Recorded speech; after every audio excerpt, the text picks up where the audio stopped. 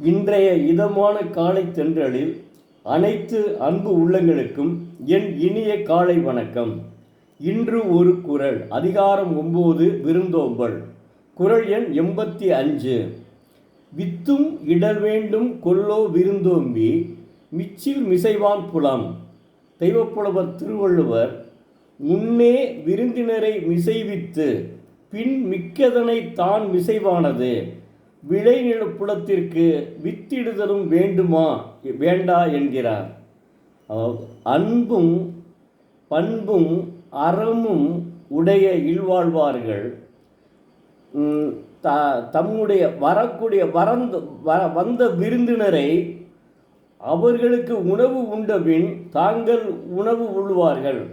அப்படி உணவு உண்டால் அவர்கள்தான் தமிழகத்தினுடைய பண்பாட்டை உடையவர்கள். இதை தெய்வப்புலவர் திருவள்ளுவர் வலியுறுத்துகிறார். நீங்கள் பெரிய புராணத்தில் அவர்கள் உணவு படைப்பார்களே ஆனால், விருந்தினரை உபசரிப்பார்களே ஆனால், அவர்களுடைய நிலம் தானாகவே விதைக்கவே வேண்டியதில்லை, தானாகவே வளரும் என்கிறார்.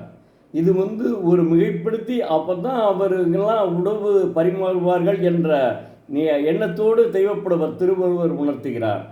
அதனால் அப்போதுதான் தமிழக மக்கள் பண்பாடு உடையவர்கள் என்பதை அறிய முடியும். தெய்வப்புலவர் வாழ்ந்த மண் அல்லவா, அதனால் அவர் அப்படி உணர்த்துகிறார். தெய்வப்புலவர் இப்படி சொல்வதனால் வள்ளுவரின் ஒரு நல்ல ஒரு பண்பை எடுத்து காட்டுகிறது. இது இலக்கியங்கள் எப்போவுமே நல்லதைத்தான் சொல்லும். இலக்கியங்களின் படி நாம் வாழ வேண்டும், அதுதான் வாழ்க்கை. அடுத்து இன்று நாம் என்ன செய்வோம்,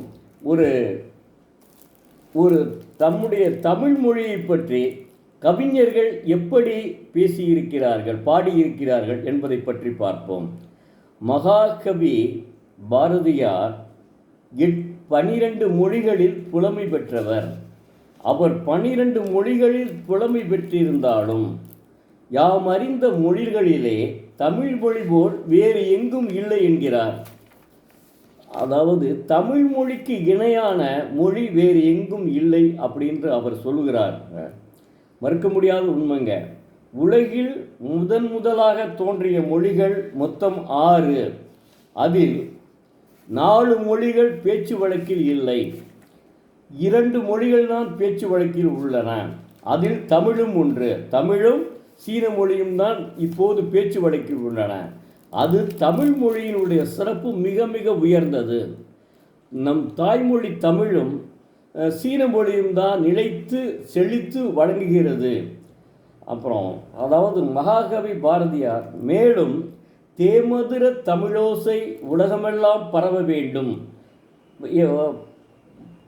பரவுவது தேமதுர தமிழோசை உலகமெல்லாம் பரவும் வகை வழி செய்தல் வேண்டும். திறமான புலமையெனில் வெளிநாட்டோர் அதை வணங்கச் செய்தல் வேண்டும் என்கிறார். பாரதி தாய்மொழி கல்வியே சிறந்தது என்று சொல்லி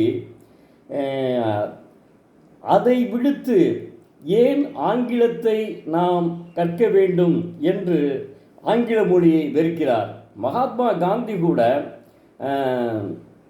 ஒவ்வொரு மாநில மொழிகளையும் தான் அவர்கள் பேச வேண்டும், அதை விடுத்து அடுத்த மொழியில் பேசுவது தாய்மொழிக்கு ஏற்றதல்ல என்று சொல்கிறார். மகாகவி பாரதி அழகு தமிழில் கவிதையை அழகு தமிழில் இன்னிசை பாடிய கவிதைகளை பாடிய இன்னிசை புலவன். அது மட்டுமல்லாமல் பாரதி கடவுளை பாடினான், வீரத்தை கவிதையிலே வடிவெடுத்தான். இப்படி அவருடைய பாரதியினுடைய பண்புகள் மறக்க முடியாததாகும்.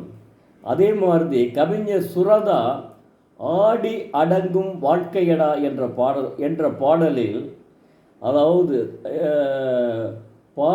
பிறந்தோம்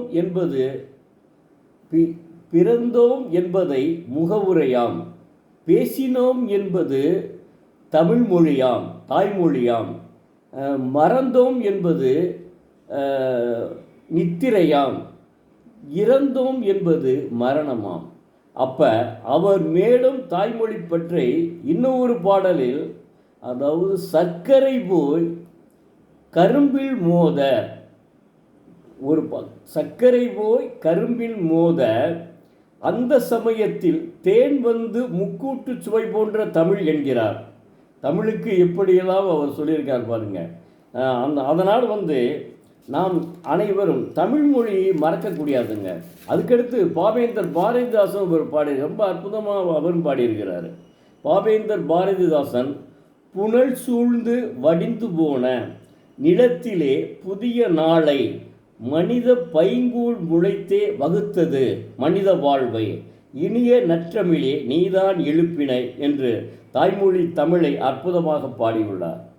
என்று எவ்வளோ அற்புதமாக கவிஞர், அதாவது பாரதி, மகாகவி பாரதி, கவிஞர் சுரதா, அப்புறம் இவரும் பாடியிருக்காரு. யார்? நம்ம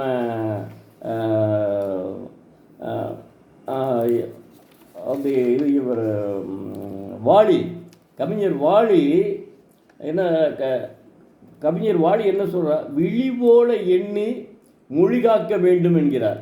விழி போல எண்ணி மொழி காக்க வேண்டும் என்கிறார். என்ன அற்புதமாக சொல்லியிருக்காரு. விழிகளை யாரும் பாதுகாக்க செய்வோம், இமைகள் பாதுகாப்பது போல மொழி காக்க வேண்டும் என்கிறார்.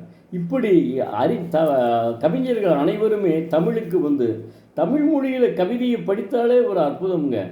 அவ்வளோ அருமையாக இருக்குங்க தமிழ் மொழி. அவ்வளவு அற்புதமான தமிழ் மொழி. அந்த தமிழ் மொழியை பற்றி இப்போ பேசினோம்.